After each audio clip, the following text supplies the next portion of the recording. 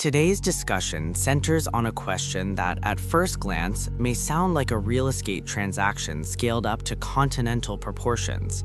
How much would Greenland cost the United States? But as we will see, this is not merely a question of money. It is a question of sovereignty, international law, national security, and the evolving global order. The renewed interest in Greenland stems from statements and actions by Donald Trump, whose administration confirmed that the United States was actively exploring the idea of acquiring the vast Arctic territory. The justification offered publicly has been national security, but the implications go far beyond defense planning. They touch on the very foundations of modern international relations. Greenland, an autonomous territory within the Kingdom of Denmark, is not just a landmass covered in ice. It is the world's largest island, spanning more than 836,000 square miles, strategically located between North America and Europe, and increasingly central to Arctic geopolitics. As polar ice melts, shipping routes open, mineral resources become more accessible, and competition among global powers intensifies. From the outset, it is critical to understand that there are only two theoretical ways the United States could acquire Greenland: through a consensual purchase or through military annexation. The latter option, while discussed in some reports, would represent a catastrophic breach of international norms and almost certainly dismantle the North Atlantic Treaty Organization. Denmark has made it clear that military action would be unacceptable, and international legal scholars widely agree that such a move would provoke global condemnation. The purchase option, while superficially more palatable, is equally fraught. Greenland and Denmark have repeatedly and unequivocally stated that Greenland is not for sale. In today's world, sovereign territory is not treated as a commodity. The principles of self-determination and democratic consent are now embedded in international law and political culture. Any transaction would require the explicit approval of the Greenlandic people themselves, who have shown no desire to become part of the United States. That said, the Trump administration reportedly explored financial inducements as a way to soften resistance. According to sources cited by Reuters, one idea under discussion involved offering direct lump sum payments to individual Greenlanders. Estimates ranged from $10,000 to $100,000 per person.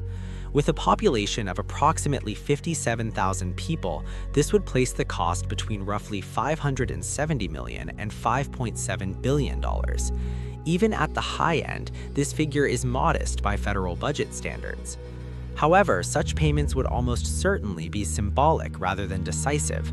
Any serious attempt at acquisition would require far larger sums paid to governmental authorities, along with long-term commitments to infrastructure, social services, defense, and environmental protection.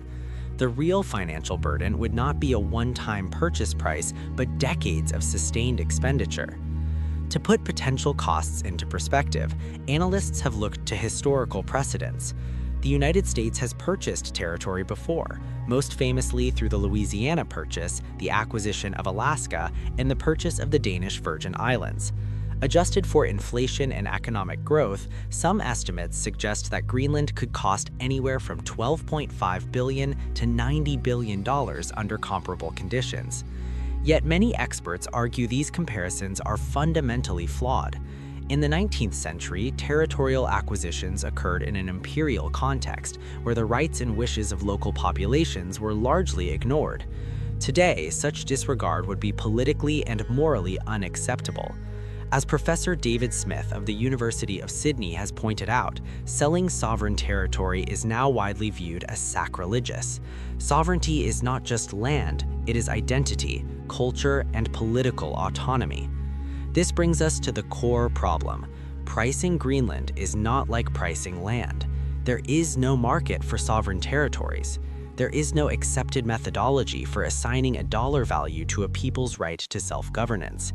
Even if Greenland possessed no natural resources at all, its political and cultural value would remain incalculable. Nevertheless, the economic dimension cannot be ignored. Greenland is believed to hold vast reserves of rare earth elements, materials essential for modern technologies such as smartphones, electric vehicles, advanced weapons systems, and renewable energy infrastructure. A report by the American Action Forum estimated the value of Greenland's known mineral resources at approximately $4.4 trillion. However, due to environmental constraints, logistical challenges, and regulatory barriers, only about 186 billion of those resources are currently considered extractable. Climate change further complicates this equation. As Greenland's ice sheet melts, access to mineral deposits improves, but so do environmental risks. Mining operations in the Arctic pose significant threats to fragile ecosystems and traditional ways of life.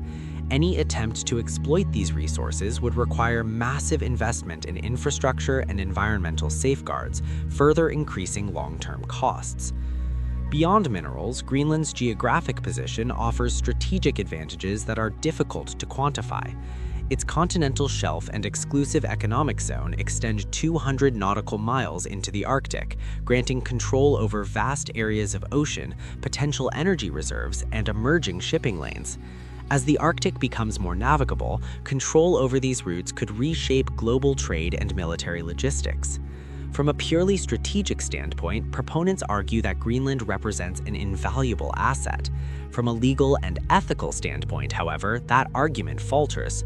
International law does not recognize strategic convenience as justification for territorial acquisition without consent. As legal scholars have emphasized, a country is more than an economic or strategic asset. It is a living social and cultural space. Opposition to the acquisition idea has been swift and broad. European allies, including the United Kingdom and Germany, joined Denmark in reaffirming that Greenland's future is for Greenlanders to decide. In the United States, bipartisan voices in Congress have rejected both purchase and military options, stressing treaty obligations and respect for sovereignty. Even within the framework of U.S. national interest, the proposal raises troubling questions. Would acquiring Greenland enhance security, or would it isolate the United States from its closest allies? Would the financial and political costs outweigh the strategic benefits? And perhaps most importantly, what precedent would such an action set in a world already strained by territorial disputes? The reality is that any credible estimate of how much Greenland could cost the United States must include more than a purchase price. It must account for diplomatic fallout, alliance disruption, legal challenges, environmental responsibility, and the moral cost of undermining self-determination. When these factors are considered, the true cost becomes effectively immeasurable. In conclusion, the question, how much would Greenland cost, reveals its own limitations. It assumes that everything has a price, that sovereignty can be bought, and that power alone can resolve complex human and political realities. Modern international relations suggest otherwise. Greenland is not for sale, not because the price is too low, but because some things, by their very nature, cannot be priced at all.